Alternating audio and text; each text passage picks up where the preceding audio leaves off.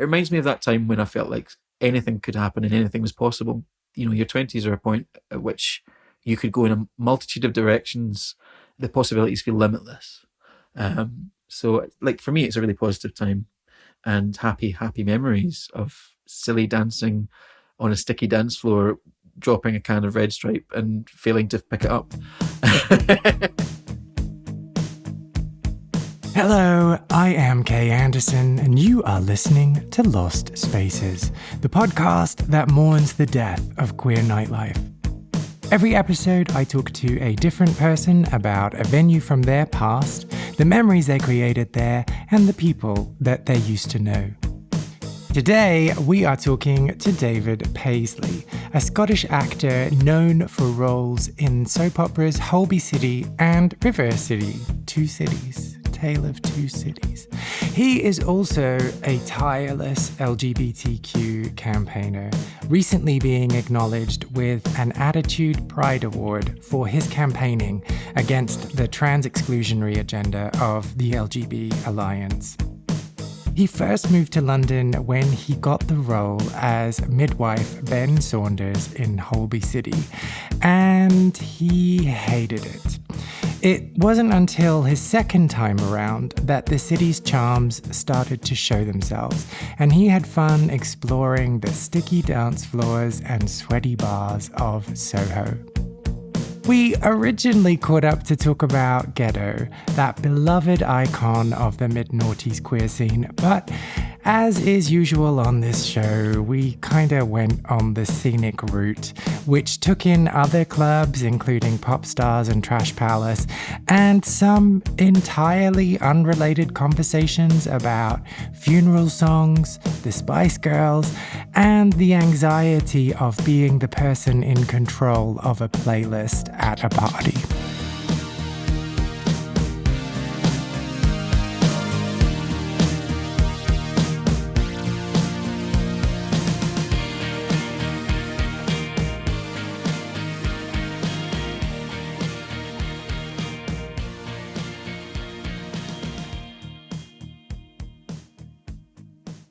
So when did you move to London?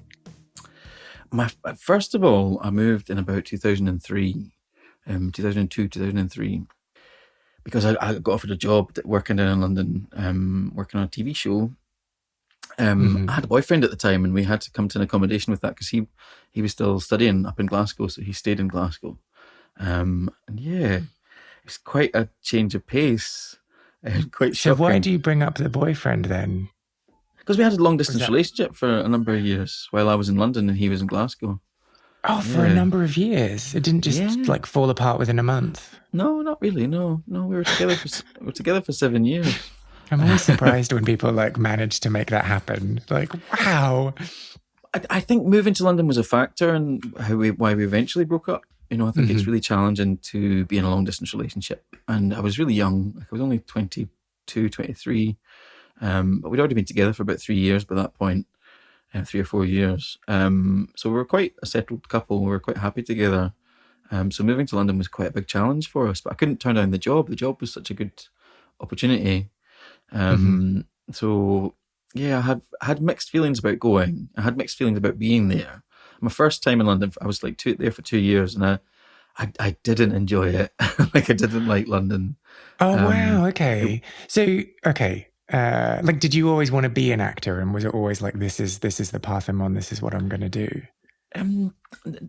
Kind of, yeah.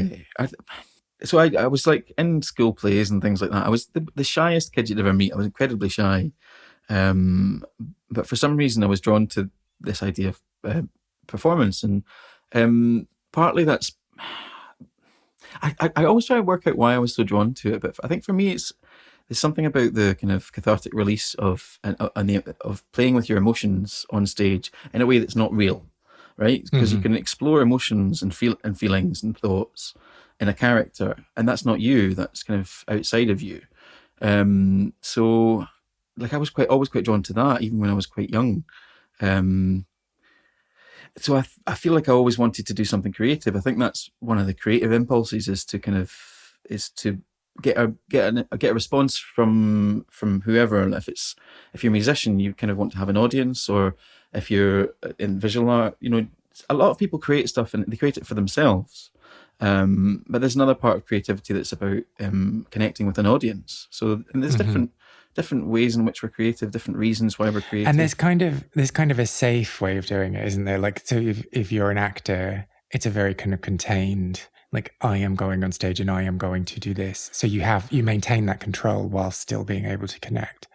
Yeah, absolutely. And it's also, I think, for someone who's shy and who's a bit of an introvert, like, it's a really great way to hide. Because you can be on stage in front of hundreds of people, sometimes thousands, and it's not you. There's a character. They're looking at the character. They're not looking at you. And that I've never had stage fright because I don't feel like people are looking at me.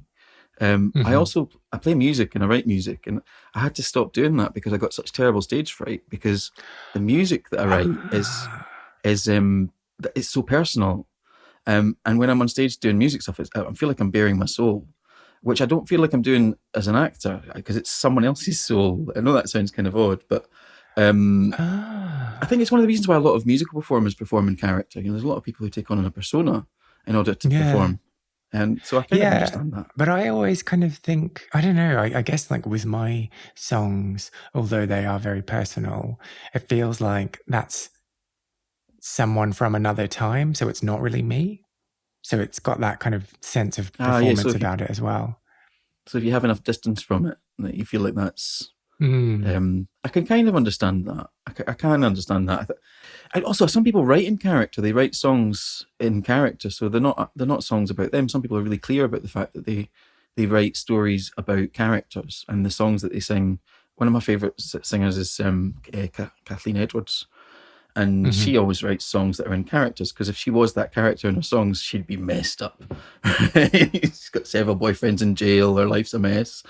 It's that country thing, isn't it? Like, because of her background. Yeah, for sure. So there's different ways, different approaches. When you create something, it can be incredibly personal, or you can step outside of it and have a little bit of objectivity. And I've never mastered that with my music. I just find myself so exposed. So that's so interesting. Because even when you're writing about yourself, there's some creative license. But then I think that the way that I use music is so personal. So I play... To process I play instruments and it's like therapy almost. When I'm sitting with my guitar playing music, it's almost meditative and therapeutic. And so therefore it's not actually... that's, I was saying some art is for an audience. I feel like that's not for anyone else. It's for me. Like it's a process that I just enjoy that's very, very personal. And if anyone ever overhears me, I feel like I've been caught naked. Oh wow! Yeah. Oh, that's so interesting. Nick Drake once said that he's written like 5 albums. Oh, I hope it was Nick Drake. That he'd written like 5 albums that were like for him, and he's never gonna like release that music. Actually, I think it might be Jeff Buckley. It's someone who's white and a man. Well, I think. Because Nick Drake only wrote, he wrote 3 albums, I think, and the third one was Pink Moon, and he wrote that almost in total isolation. And apparently, because the legend is that he just slipped the masters on the desk of his record company and walked out. Like, can you imagine? I understand that though. I think that's so. I've got recording equipment at home for it because I thought I should probably record some of this stuff just for me, so I've got it. But it's hard to do because I don't really. It's honestly, it's like letting someone read your diary from the time when you wrote that song. Some of it's incredibly personal, and that thing of inviting people in to see a part of you that's very private. That's one thing that music can do, but that's not the only thing that music can do. Music is more about connecting with people, and sometimes people see it as having a good time. Most of my music is miserable. Join the club. I don't. Well, see, for me, I think because I'm like, if I'm on stage, if I'm in front of a group of people, if I am like in any way in any kind of social setting, I suddenly become like really inarticulate, unable to really communicate what it is that I'm trying to say. And so for me, songwriting, because it's something that I've done beforehand and then memorized, I can then come and say like, and this is what I want to say. And it is in that kind of safe way because I'm not then because what I'm communicating becomes like second nature. So I'm not kind of overthinking it in my head whilst performing. Yeah, that's kind of like, so as an actor, when you rehearse something, and so because it's just in your bones and it sits in you, it's much easier to then explore it on stage, because it's not an immediate, like you want performance to look like it's immediate, it's in the moment, but actually any stage performance tends to be rehearsed, and that's probably one of the reasons why I don't really get nerves on stage, is because it's always quite well rehearsed. And also being given the words that you're going to say means I don't have to worry about saying the wrong thing, because I have the words, I have the thing planned out. It's not, whereas things like public speaking and trying to be, or anything, that's something else, that's anything that's not planned. Like anything like this, like this conversation we're having right now, you mean? This is okay. This is fine. This is a conversation between two people. I think I've done Have you ever done a Q&A in front of an audience? I've done like that, and that's always a bit. It's just different, because when they ask the question and you don't have time to think about what your response is, and all these people are staring at you, and your brain just goes, I don't know. Or worse, your brain does that thing of clicking into a different gear, and it's just like pouring out of you and you can't stop. Well, I mean, that's better side for the audience, I guess. Like, it might be embarrassing for you if you over-reveal things, but, at least they're getting their money's worth. But so the reason that I was asking about that is because...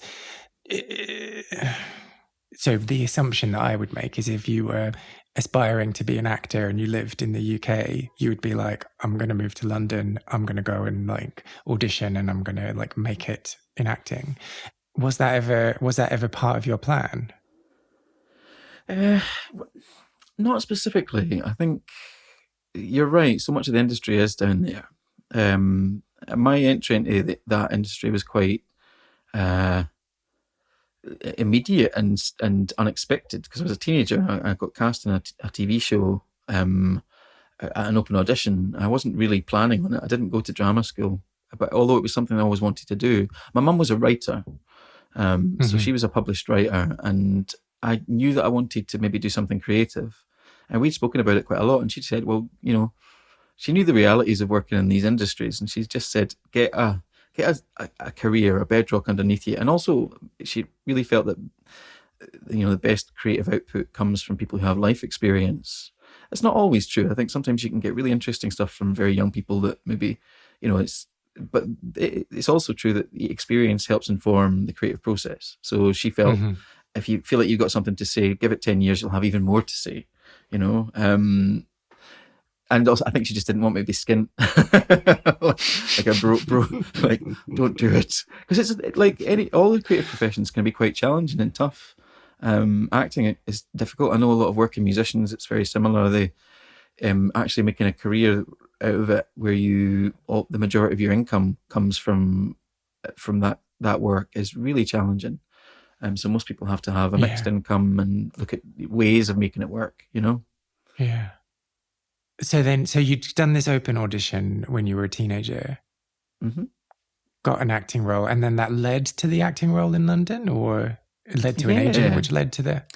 Yeah, so I got this open audition, and it was we did 2 series of that TV show, and I did a few plays with the same theatre company that made the TV show, and that led to an audition with the BBC for a network TV show on the BBC, and I did that for a few years as well. Each thing kind of led into the next, and I ended up living in London. I hadn't really planned it; it just all happened.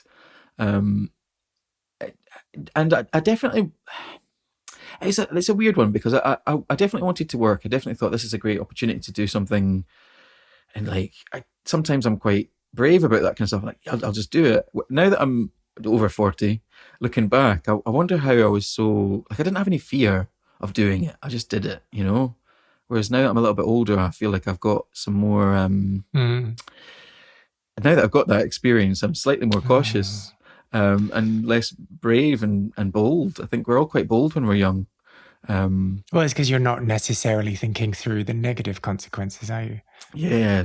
I mean, I was a teenager when I got into the industry, and you just think, oh, this will be fun. I'll give this a go. And that was one of the reasons why when I left London after my job on that TV show finished, I found it quite challenging. You know, I moved back to Glasgow. As I said, my relationship with my partner, he had got a job in Bristol by this point, so he moved to Bristol just when I moved home. Yeah, and that like typical, and that put strain on the relationship, and eventually that relationship failed. So I was in Glasgow. I just didn't really know if I was supposed to be an actor anymore, and if that's really what I wanted to be, because like you have to be really committed to working in creative professions in order to make it work. So I had a few years of just really considering whether or not that was for me. And eventually I thought I will give it another go. And I moved back to London because, like you say, London is the city where a lot of those industries are based. So I moved back down, and that was my second time in London. And that was a very different experience to the first, because it was a choice to move down. The first time wasn't really a choice; it was a necessity. Yeah. Oh, that's interesting. So it wasn't like, oh, I've got this acting role. I'm gonna go to London and I'm gonna like live this fantastic life. It was like, oh, I better go and do it then, I suppose. Yeah, well, there's elements of the first time round in London I really didn't enjoy. I didn't like being away from home. I missed my partner. I don't like the fame side of the work that I do. I've never been a big fan of being in the public eye. And the TV show that I did was quite a big TV show at the time. It had about 8 million viewers, 10 million at maximum, kind of. So it's quite well watched. And why do we keep not saying the name of the TV show, by the way? I don't know. I feel like I'm being discreet. Why are we called, like, the TV show? The TV show. Well, I don't know why. It's called Holby City. I was a midwife on Holby City for a few years. And they killed me off in a car crash. I got crushed to death under an oil tanker. Bastards. I know. But I suppose my experience of that it's not wholly positive, because we're going to talk about scene and venues, and there was a point where I couldn't going out to like venues and going out to the gay scene kind of bled away, because at that time when I was younger, there weren't that many out gay actors playing out gay roles. So I was a bit of an outlier. It's much more common now. There's there's so many more public figures and people that people can point to and look up to and have representation. But when I was young, that wasn't so available, and I was in a position where if I'd go out to certain clubs, and I'm quite shy, like I say, I'm really, really shy, and that kind of attention I didn't enjoy, and this experiences I had with that are, it made me not want to be on television anymore. So after that, like I say, I had a bit of a, gosh, why am I doing this? Do I really want to do this? Like I said, I didn't really want to be on television anymore. And I had to have a think about what I did want to do with my life and if acting was really for me. And I was only about 25, 26. And it's odd. To have a career and to think, oh, is that it? Is that it done? Am I going to leave that now? Or is it leaving me? Because sometimes that happens. You don't have that choice, yeah. Yeah. So are we able to just talk a bit more about those experiences in like queer clubs when you were in London the first time? Was it just like everyone wanted to talk to you because of who you were? Or was there more to it? Yeah. I have some really good experiences of the first time.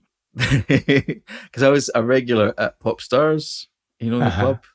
Yeah. I just loved it. But I was always in a fight with my best friend over, because he liked there's like the rubbish room where they played pop music, and I really liked the indie room because I'm like a bit of an indie boy at heart, and so he was always like dragging me off, and I'm always like dragging him back down. So I have really fond memories of that space at the Scala. And that was probably a highlight of my time in London is that place, and places like Heaven, which I used to go to quite a lot.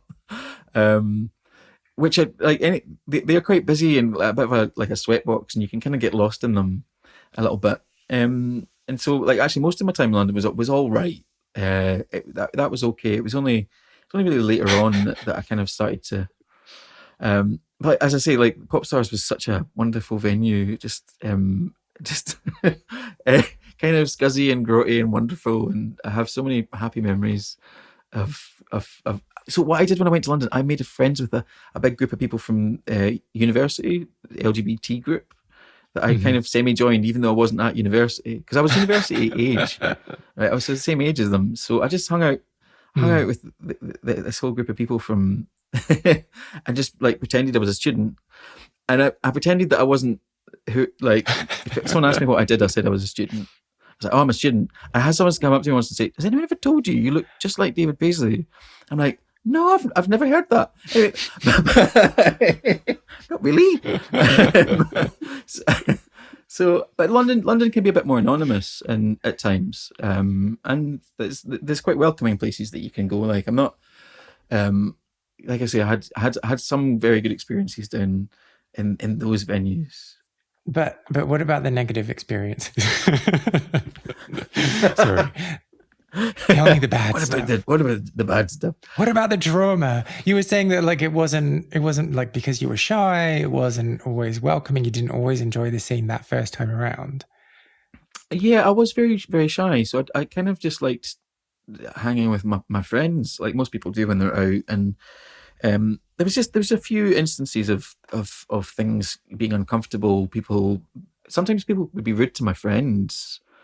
And I wasn't very good at it. Like I wasn't very good at, because people just want to say hello or they want to just acknowledge something. And I've learned how to cope with that better.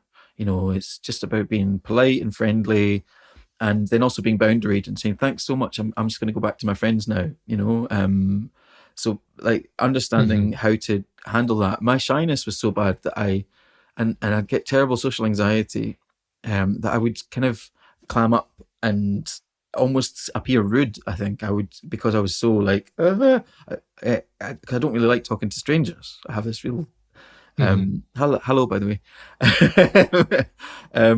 like that. But that's something from childhood. I didn't really like strangers. I was quite a shy, introverted person. I used to hide behind the sofa with the dog when a stranger would come into the house. Oh wow. Yeah. Was the dog willing or was the dog dragged? Oh, we were good pals. Okay, all right. I've had to learn how to push past that shyness, and I'm much better at it now. And that's something that you get better at with age as well, isn't it? Yeah, well, you learn what people want from that interaction. Like people just want to like be seen and be heard, and to acknowledge that they and almost 98% of the time people are just polite and okay. And there's a small fraction of people that kind of are less polite or are a little bit invasive, and might have their hands in certain parts of your body that they shouldn't have. That's happened, yeah. Or they just say something disrespectful and not very kind. And yeah. So I've had challenging experiences where people have disrespected my boundaries and disrespected my friends, and stuff like that. And that made me really question things. Yeah. Oh. So that was like your first stint in London. Then you got run over by a truck. Then you moved to Glasgow, and then you were like, "Yeah, I do want to do acting. I'm going to go back to London and pursue it." What was that like going back the second time? Very different. Very different, because like that's when I could really be anonymous in London. People forget very quickly. So it was a couple of years later, and I was a little bit older, and it was a very different experience. My relationship had ended, so I was single. Actually, one of the reasons I moved to London was because my ex had moved to London, and I was like, I'm going to go to London, I'm going to get him back. Oh no. Did you like just happen to rent a flat on the next street or? It's worse than that. Oh my gosh. Oh God! This is no. going to sound really Tell me. terrible. I moved to London, and he had met someone else, and he introduced me to this person that he met, and I was like heartbroken, and it was all really, really difficult. Yeah. Anyway, I ended up going out with his new boyfriend. I'm a terrible person. Because what? So okay, all right. Let's unpack this. So you then like stole him away? Not really. No. They were. This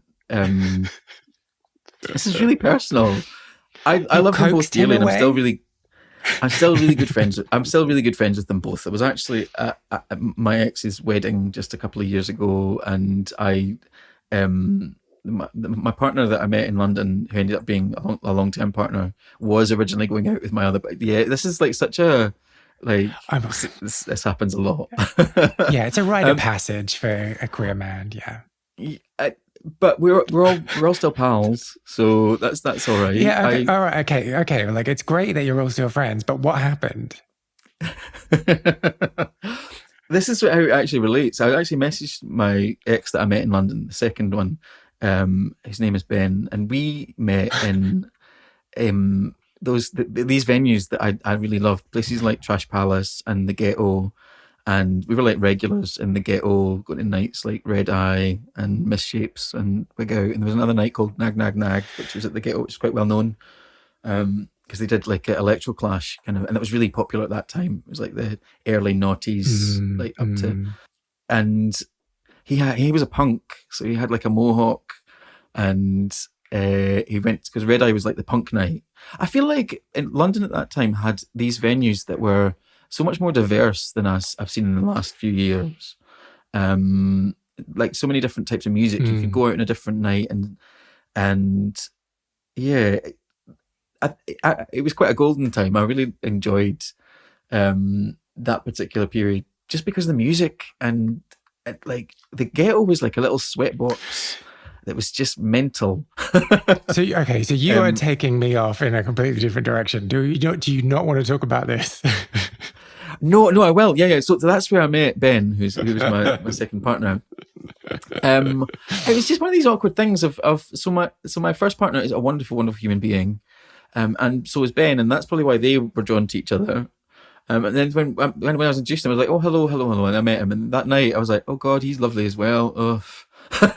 He's a really lovely human being. Fuck my life, they're together, damn it. Yeah. Oh gosh, great. Well, he's lovely, and I'm really, really happy for them.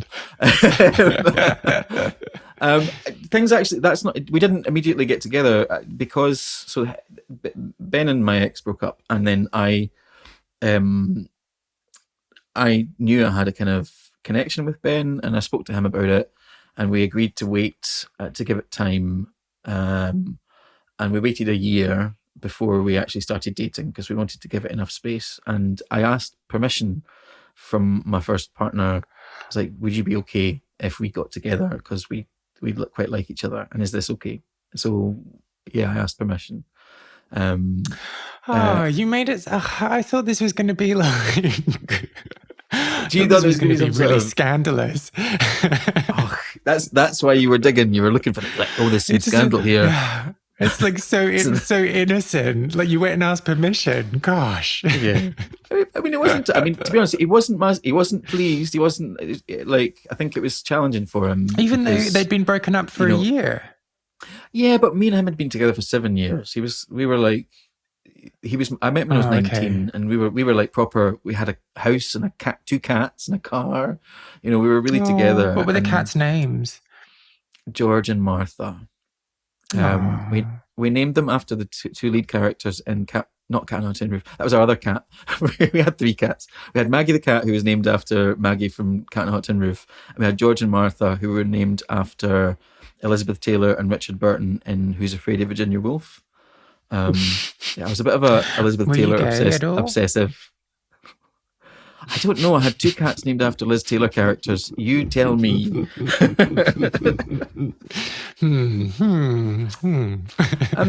Yeah. So like it was a little bit scandalous. It was a bit difficult and emotionally difficult, because, as I say, we all were in the same friendship group. We tried to be as respectful and kind as possible. It wasn't one of those, I'm going to steal your man things. It wasn't like that. It was... yeah, I thought it was like, well, if you don't want me, then you can't have anyone. I'm going to take him from you. Oh, gosh, no. It wouldn't be like that, no. It was heartbreaking though, because when they were together, and I was like, oh gosh, you're both so lovely, and you probably are a really good couple, and oh well, like I just thought, well, you're such an amazing person, that my plan so you in my didn't mind spiral into like a pit of self-pity. A little bit, because my plan initially was to try and win my partner back, and then I met his new boyfriend, and I was like, oh well, he's amazing. And really, and he's a very handsome man as well. And I felt like I couldn't compete. And I felt, if you want to get personal about it, it was quite devastating. But then I think that was my first love. I lost my first love, and that's always a little bit devastating. So. Yeah. Okay, so you moved back to London. You had a very clear plan about what you were going to do. That plan was up in flames quite quickly. But then what about the acting? What was the plan there? So I didn't really have the drive to get back onto television so much. I wanted to do some theatre, and I wanted to kind of do other things. I changed my agent. And I ended up, it took a wee while to get myself re-established, because I'd had a bit of a time out, and I got my new agent, and then eventually I got a job on a TV show in Scotland. So I had to move again, and I left my partner. I was going out with Ben, my new partner at this point. I'd been together for like 3 years, and I had to move to Scotland and leave him behind. Honestly, my career hates me being in a relationship. But you're pretty good at being in relationships if you've managed all these long ones. Okay, so then let's not go down that path. So so being in London the second time, did it feel different? Did it feel exciting this time? Yeah, very different, because like there was a lot of distance from my previous experience of being like on screen, and so that kind of had faded away, which I'm much more comfortable about. And so and me and Ben, he was a student when I met him, and we just kind of typical kind of student boyfriends, mid-20s, like exploring like London kind of student aid clubbing and fun stuff with our friends, and just it was a different time, I think. So I enjoyed it a lot more, just because it was on my terms. Like I was in London and I had chosen to be there, and like it's challenging. London's a challenging place to live, and challenging to get myself re-established in a city. But I made such a lovely group of friends, people that I absolutely adore, and that I'm still really close friends with. I've got such lovely connections down there, and that's what I didn't have the first time. So the first time I was there, I just felt like a Scottish man just plonked in the middle of London, and I didn't know anybody. And the second time around, I had like really lovely people who helped look after me, helped me get set. Do you know what? I'll tell you this. I didn't have a place to stay when I moved down.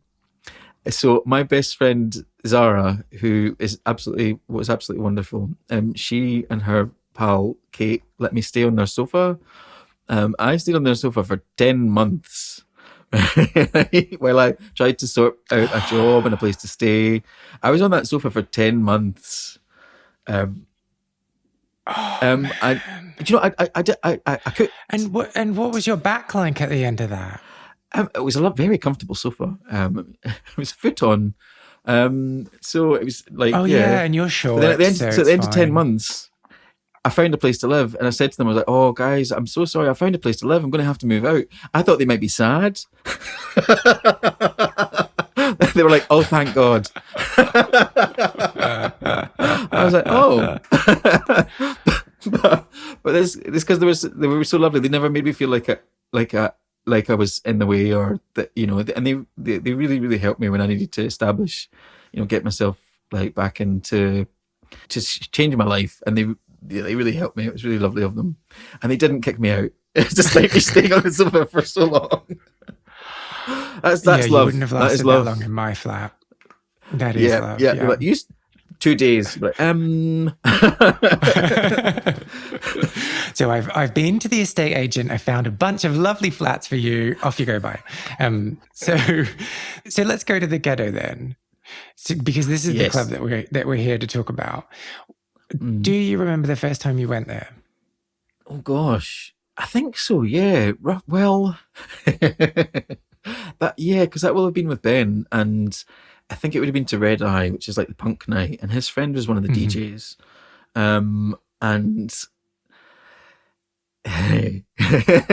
so the experience of going is quite heady. Like, it was underneath the Astoria, so it was underneath GAY, and this specific night, it was one of their like harder nights with like some quite like harder music in terms of more punk based, and if someone just wandered in thinking they're going to get the usual like gay club experience, they'd get quite a shock. That actually used to happen quite a lot. People would get chucked out of GAY and they'd wander around to the ghetto. And but as a venue, because you went down these stairs, as I recall, and it just had this. It smelt terrible.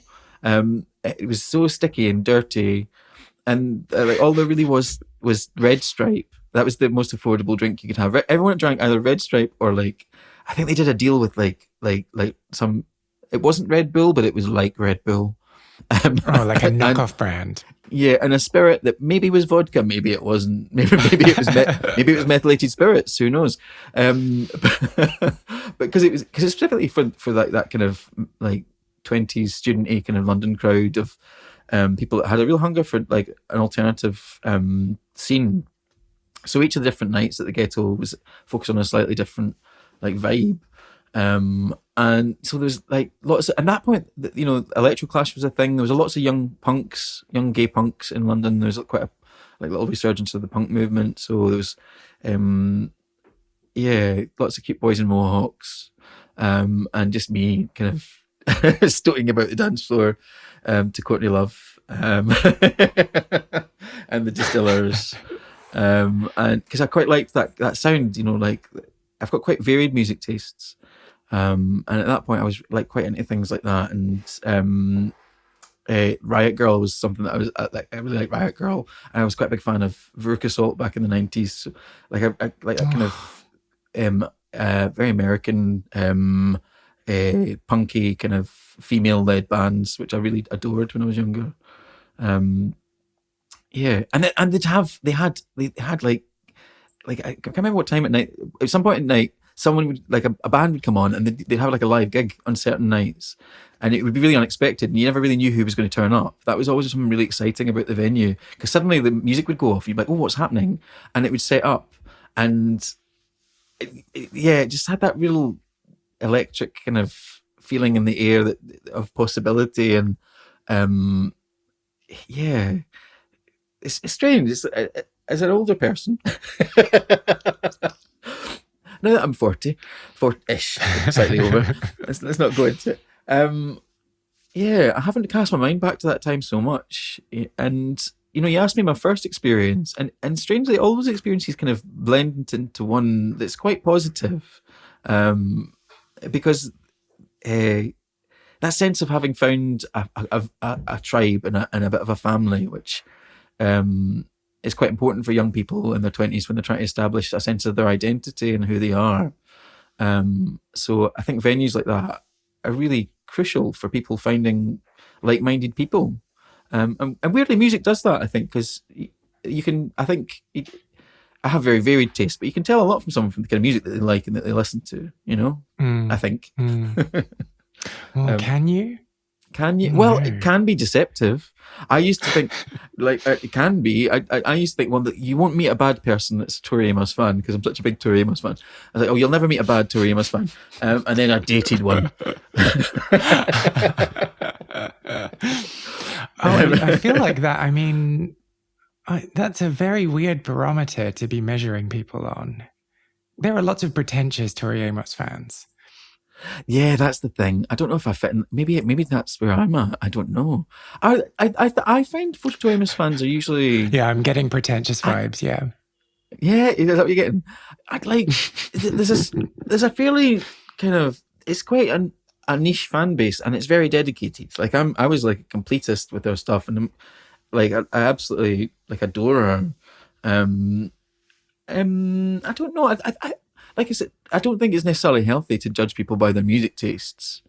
But sometimes, it is an important, like, to have a little bit of overlap of things that you like. Because I like going to gigs, and I like to go to gigs with the partner. Do you like going to gigs with partners? Or Yeah, well, see, this is the thing for me. I've never had one that I've had musical tastes that overlap. So if I do go with them, then it always just feels like they're there under duress. So I'd rather just not go with them. Yeah, I feel that's like I'll just go on my own. I'll just go on my own. Yeah, or like it's much easier. You can see them tolerating. Like, oh, okay. Because there is nothing worse than being at a gig with someone who doesn't want to be there. And then you just feel like, isn't this song great? Isn't this amazing? Aren't you having the best time? Like, oh, it's just, it's what a waste of time and energy. Like, it's always difficult if you invite someone to a gig and they don't know the person, and you're like, I feel really responsible for, because I'll be like, this band's amazing, or this, you're going to love it, you're going to really enjoy it. And there's a couple of times that's worked out really well, where people have been like, thank you so much. I'd never have gone to that. I'm so happy I went. And sometimes, like, my best friend was at a gig for this Irish band that I used to quite like called The Frames. And I thought, oh, she's Irish, she'll enjoy it. She hated them. Literally sat there, arms folded like that. And this was before smartphones, and I know 100% if this was in smartphone time, she'd have been like this. Not able to hide the disdain. No, yeah, I totally agree. This is why, like, I never choose the film if I'm going to the cinema. It's just like, you choose the film. I don't want to, like, be responsible for your happiness for the evening. Oh my gosh, you know that thing of like, oh, this is actually my favourite film, and I'm going to let you see it. And oh no! Oh my gosh! Have you never had? No, it's it's a worry. I just learned my lesson. Like, it just throws everything that you thought about that person into disarray if they're sitting there and they don't understand why you love that film or that TV show or that thing. Yeah, like it's just not worth it. It's not worth the hassle. Like, you want them to experience the same kind of rush and the same kind of like, and sometimes it just falls right flat. And you just lose all respect for them. It's like, well, I just may as well not be your friend then. Let's never see each other again. But I'm like that with music as well. Like I feel, but I have to be really careful not to, because I've got such my tastes are quite varied and quite I'm very used to that thing of like nobody liking what I like, and so if I meet someone that does, it's quite rare. So the thing with music as well is that, like, sometimes you hear something, the first time you hear something, you hate it, and then you grow to appreciate it. So when someone is doing this to you, so I mean, this is just in case you want to introduce music to me at some point in the future, I'm just giving you the heads up. If I'm sitting there and you're playing me like, oh, here's the new Tori Amos record, isn't it amazing? And I'm just sitting there like, it's because I need time to like process it and like get used to it and like learn to enjoy it. Yeah, that's an interesting way of phrasing it. Well, I think also that's one of the reasons why I think I shied away from pursuing music. Is also because I think music is one of these things that you have an instinctual reaction to. You just know if you like it or not. And it can be almost immediate sometimes, because you can walk into a room and say, oh, what's that playing? Turn that off. Do you know that kind of sense? So, and I've always felt like, because my taste in music... Is that why you don't go to parties much? That's why I don't. You know when people are like, "Oh, does someone want to take over the stereo? Does someone want to put something on?" And I'm always like, "Oh you do not want to know what is on my iPod. You do not want to hear it," because I've done this so many times in parties. Saying, "Oh, I'll put something on," and everyone's like, "What is that?" It doesn't help that like a lot of my music is quite downbeat. A lot of stuff that I listen to is not party music. So, like, oh God, really? put this off. David brings the party. Well, you know those people that are like, they're desperate to get on the stereo at a party. They're desperate to play some tunes. Show off their fantastic music taste, yeah. Yeah. And like, I'm the opposite. I'm like, you don't want to hear it, guys. You don't want to which I've grown comfortable with, because I know what works for me, and it's not a party vibe. No, not really. I mean, a funeral party. Maybe, yeah. Do you know what? I have a playlist like for my funeral. What? How many songs are on this playlist? Only one or two. Oh, okay. So you're like, even at your funeral, you're not expecting people to like be interested in your musical taste. No, I didn't go. It's only because I wrote my will, because you get a little bit older and you're like, I suppose I should write a will. So I've got a will, and I was like, and then you start to think, okay, well, I'll do that as well. It's just a bit of forward planning, because do you know what? I would hate someone else to be in charge of the stereo at my funeral and to hear what they would think. Do you know what I mean? It would be, I would rise from the grave if someone played Angels. Not that there's anything wrong with Angels. It's a very well known song, but it's just not me. So, I mean, it's quite. It's quite anthemic. It's anthemic. Yeah. So what's on this playlist? Is it the Professional Widow remix? That would be amazing. Like I might even put the original Professional Widow on, because if you've heard the original, it's filthy. The lyrics are filthy. Yeah, but you got to give the audience what they want. I suppose there is a bit of that. I mean, it's only your funeral. I don't think that's that unusual. I mean, maybe it's a little bit morose to have a playlist for such an event. Maybe it's a little bit morose. But actually, that relates to something we spoke about earlier. I mentioned my friend who was Irish, who put me up in her house. What's on? Sorry, I'm really bullying you today. Yeah. What songs are on the playlist? Oh, you want to know? Do you want me to look it up for you? No, this is quite. Shouldn't you just know? Shouldn't you just know off the top of your head? Oh no, because I've got tons of like little ideas that pop in. But this is your funeral. Like, you're only going to have one. Yeah, I know, but it's not a definitive list, though, is it? It's like, these are nice ideas for in between the in between the weeping. What kind of vibe do I want? Like tropical house. Do you want me to look it up for you? I might be too embarrassed to tell you. Let me have a look for you. So, but are these songs just not on the at the front of your brain? That's not how my brain works. How interesting. Yeah, no. Well, no, I don't spend every week and minute thinking, what was a good song that I could play? But okay, and so then my follow-up question to all of this. So you've put a lot of thought into your funeral songs. Mm-hmm. Have you also planned songs for your first dance? Oh gosh. I mean, yeah, so I was engaged for a while, and we had put some thought into that. The person I was engaged to is a huge fan of Kate Bush, and so am I. Although I don't think Kate Bush has really got a very. I mean, can you imagine two big lumbering gay men doing Wuthering Heights? Can you imagine it? I can. I actually think that would be wonderful, and I don't know why I didn't think of it at the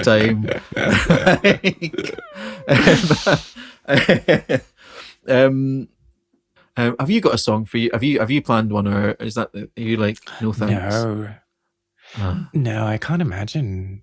I can't, I mean, repeating themes that we've already covered. I can't imagine standing in front of people and expecting them to watch me have a first dance. Yeah, it's quite horrifying, isn't it? Like, oh God, why is everyone looking at me? Yeah, I know it's kind of like the done thing, and I wouldn't begrudge anyone else if they were doing it, but it's just, there's something so weird about getting married in that way. Let's invite 500 people and let's make the whole thing about us.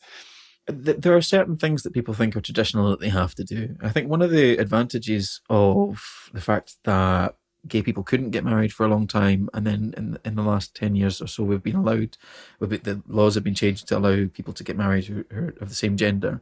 And one of the good things about that is that there's not really a tradition that's established. So actually, you can do it any way you want. and you can kind of buck any tradition that you think doesn't suit you. I think it gives you an opportunity to say, this is how I'm going to do it, and it's going to be about what I enjoy. And my best friend got married, and he absolutely did the fully traditional, very Scottish, we were all in kilts. It was a very traditional wedding that kind of was all of the things that you'd expect from when people say wedding. But I've been to other weddings from like mixed gender couples and same gender couples where people just do to what they want, to meet an expression of who they are as a couple. And I think both is equally valid. You know, some people are really traditional; they want to do things that are traditional. Some people really want to do something. Like I had one wedding that was on the side of a hill, and we're in a campsite, and we all cooked the meal together.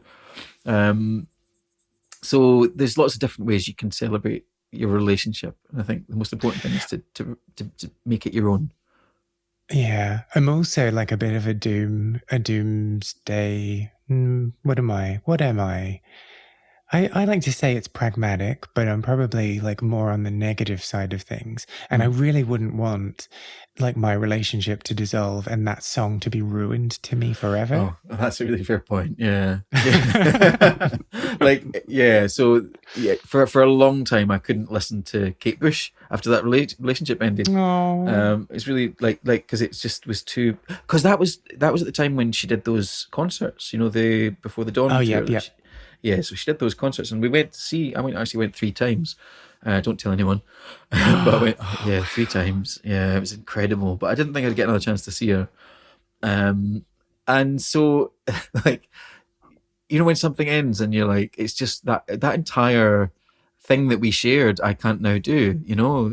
Yeah. Like, if it came on shuffle, I'd be like, no, skip. I don't want to hear that. I don't want to hear it.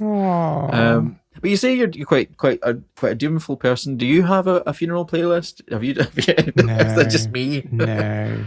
No, and I don't even want a funeral. I just want them to like throw me in the river. Oh, there's songs I can. There are actually songs I can tell you that are very good for that. Like Down by the River. Well, no. Like, are you aware of someone called Aldous Harding? She's got some really good doomful songs. Which would really suit being just thrown in the river. Well, I don't know. Like, I also quite enjoy irony, so I'd want something like "Spice Up Your Life" or something. That would be wonderful. Down the river, yeah. La la la la la la la la sploosh. Yeah, you get it. Yeah. Well, do you know what? I went to see Spice Girls in their last tour, so we went to I went to see them in Cardiff. Because the reason was because we couldn't get tickets for London, so we thought, let's just go to Cardiff, we'll have like fun in Cardiff. And it was wonderful. But there was like 6 of us, and we were 6 men, and my best friend was there with his husband, and I would have thought, like, it's fairly obvious that 6 men at a Spice Girls, I don't want to make any assumptions, but they were holding hands and kissing and things like that. It was fairly obvious. But then, my best friend, it was like a big, what was around us felt like a big Welsh hen do, and there's ladies next to us that started hitting on my best friend. They seemed to be part of this group of, and I was like, really, guys, we're singing along, we know every single word. But was it not in a like, oh, I feel comfortable around these people because they're obviously gay? No, she was flirting. There was flirting going on, and he's like, but I'm with my husband. To be honest, that was a wonderful experience, because it just brought us right back to, like, it was only a couple of years ago, and it just brought us right back to our youth of dancing in those kind of pop, like, you know, like I said, my best friend used to drag me to the pop floor, and that's you know, we were always touring and froing between different types of music, and I love pop music as well. I absolutely love, like, a right good Sugar Babes banger on the dance floor, and pop music is like as in my bones as other types of music, you know. So yeah, if you are going to get thrown in the river and you want someone to sing "Spice Up Your Life," I'll step up. I don't mind. Well, whilst we're here, the fact, like, so you keep saying ghetto, and I keep getting really excited about the way you say it in your accent. Can you say space ghetto? Space ghetto. Space ghetto. You know, because do you know the? Yeah, do you know yes. what I'm just? Yeah. Yeah. Okay. I have to not pronounce the T, don't I? It's space ghetto. Spice Girl. Space Girl. It does sound like Spice Girl. Spice Girl. Space Girl. It does. It sounds exactly the same. It's so lovely. Space Girl. Spice Girl. Yeah, it's there. I can hear it. But just say ghetto a few times for me as well. Ghetto. Ghetto. Ghetto. Yeah. Ghetto. Yeah.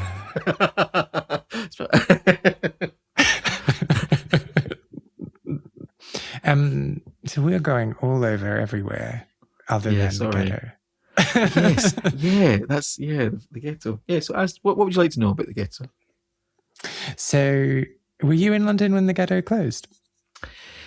I think I had. Yeah, I was. Yeah, it was quite sad at that point, but I'd kind of stopped going by that point, and it kind of because it moved venues. It moved to a venue in East London, and that's kind of right about the time that I stopped going. A couple of the. It's strange how the scene has changed and shifted in London. That when I was in London, that kind of studenty vibe was very much in the centre of London, but that shifted to East London now. Mm-hmm. So as I hit my 30s and grew a little bit older, just going out and partying every single weekend wasn't really like a priority. And those particular clubs that I used to love so much kind of fell by the wayside a little bit. Club nights often have a shelf life because this like music falls out of favour, so they need to keep being innovative and keep, reaching out to who is going to be going out to clubs, and yeah, like I say, I slightly outgrew it, and then I think a lot of the clientele that used to go to those places, the mid 30s to 40s. I know that they had like a reunion for pop stars, and I really wanted to go, but I kind of felt like I would have that because these were all part of a collective of pubs and clubs that were all run by the same group. So pop stars, the Ghetto, Trash Palace, they were all kind of part of the same group and had the same vibe and the same kind of clientele. So we all knew each other. I knew people that worked behind the bar, and we knew DJs, and if you knew the right person, you could get in at certain nights. Not that it mattered because it was never very expensive. That's another reason why we used to go so often. Like I say, it moved east, and it kind of changed, and like the vibe kind of changed, and things just changed in London's gay scene generally. It's a very it's alive, and it shifts and it changes, and people have different experiences and at different times. My experience was very settled in that time period, and that very specific kind of flush of a very specific type of music where like punk and indie and that was all very much you could find those nights really easily. I wouldn't know where to go now. I don't know if that's just because I'm over 40. Just a quick side note, I love how every time you say you're over 40 you laugh nervously because I can't believe it. I'm like, really? I almost don't believe it. It's because we're talking about a time that's like 10 to 15 years ago, up to 20 years ago. Time passes in a strange way. Some of that doesn't feel like it was that long ago. I spoke to my ex about some of the stuff that we're speaking about, because so much of that is associated with the people that I was spending time with. So a lot of my memories of that club specifically are about him. And we're speaking about a gig that we went to. We went to see Courtney Love, and it was a solo gig that she played at Bush Hall, which is a really small venue. It was like a secret gig that we found out about and managed to get tickets for.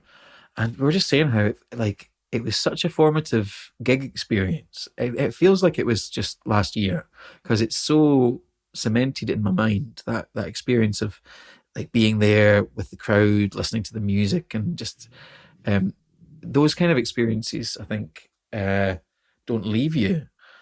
So when I think about it, it feels like it was only a short while ago. And then when I look at my calendar, I realise it was 2 decades ago. And then I quite enjoy aging. I quite like being older. It gives you a lot. But you don't realise it when it happens. You just one day you wake up and you go, oh, I'm 42. How did that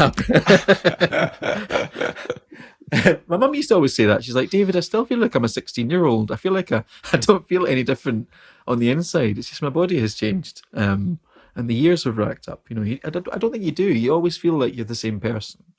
Or you grow and you change. But the core of you, I think you always feel connected to where you've come from. And sometimes, like those memories of things that are really formative, you can, like, honestly, it's so clear in my mind. Yeah. And so with that in mind, why was it Ghetto that you wanted to talk about as a venue? I think because I have such joyful memories of it. And like I say, that it was related to a very positive relationship. I'm still really close with Ben, my partner who I was with at the time. And it introduced me to a bunch of really interesting, creative people who were doing really fun and creative things. And I felt like, I think it relates to a time when I felt like anything was possible. When you're young and you're in your mid-20s and you've got your future ahead of you. And I had already done some stuff that, I'd already achieved some things that now I'm quite proud of. But at that point, I felt a little bit unsure of, and I didn't really know who I was or what I was supposed to be. And there's a point in your mid-20s where that starts to form and solidify, and you get more of an idea of your own identity and what that means to you. And that can involve a lot of experimentation and trying different things and meeting different people. And I feel like people of that age, when I was that age, I was much more open to new experiences and new things. And going to the Ghetto was very like that. The Ghetto was a night where, like, every night had a different flavour. And sometimes it could be incredibly unexpected, like in that sense of being open to an experience that you don't know where it's going to go. I think that's it reminds me of that time when I felt like anything could happen and anything was possible in my life as well. Your 20s are a point at which you could go in a multitude of directions, and the possibilities feel limitless. So, like, for me, it's a really positive time. And happy memories of silly dancing on a sticky dance floor, dropping a can of Red Stripe and failing to pick it up. What? You didn't pick it up? That's so. Well, it depends if the crowd, if you're in like the middle of a mosh pit and everyone's like pogoing, you're like, it could be quite dangerous to try. Did you ever go to Ghetto, Trash Palace, or Pop Stars? Well, if you did and you have stories to share, then please get in touch. I want to create the biggest online record of people's memories and stories. Go to lostspacespodcast.com and find the section Share a Lost Space and tell me what you got up to. As always, there are bonus points for embarrassing photos. The sweatier, the better. You can also find me on Facebook, Instagram, and Twitter as Lost Spaces Pod. And whilst you're there, go give David some love on his Twitter account. His username is conveniently David Paisley. David is also one of the people behind LGBT Glitterati, who are selling all kinds of queer t-shirts, caps, vests, and face masks, with all profits going to the Transgender Defense Fund. Go top up your summer wardrobe at www.lgbtglitterati.com. And if you're like me and you can't spell glitterati, it is spelled Glitterati. Easy, simple. Lost Spaces is not only a podcast, but a concept record as well. I've been writing songs about queer venues and the people who used to live their lives there, and will be releasing songs over the coming years. You can hear the first single, Well Groomed Boys, which is also playing underneath my talking right now, on all streaming platforms. If you liked this episode, I would really appreciate if you subscribed, left a review on Apple Podcasts, or just told people who you think might dig it, kind of like it, want to listen as well. I am Kay Anderson, and you have been listening to Lost Spaces.